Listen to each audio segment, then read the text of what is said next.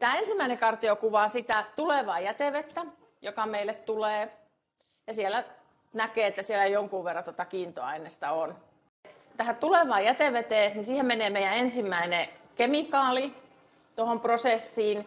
Ja tässä kohtaa, tässä kartiossa on meidän kemiallisesti puhdistettua jätevettä.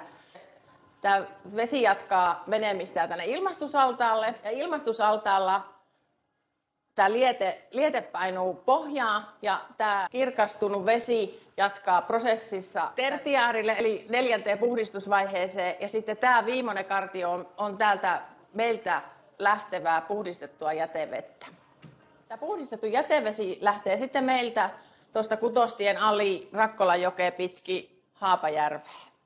Tämä liete, mikä täällä on, niin tämä menee kulkee vielä jonkun kerran tuolla meidän prosessissa niin, että se menee tiivistämöön ja tiivistämöstä se menee sitten tuonne lietelingolle, jossa se lingotaan eli kuivataan ja sitten se lähtee sieltä kuorma-auton umpilavalla tuonne Kukkuroinmäen jätekeskukseen biolaitokselle polttoon ja ne polttaa sen siellä sen biojätteen ja siitä tulee sitä biokaasua.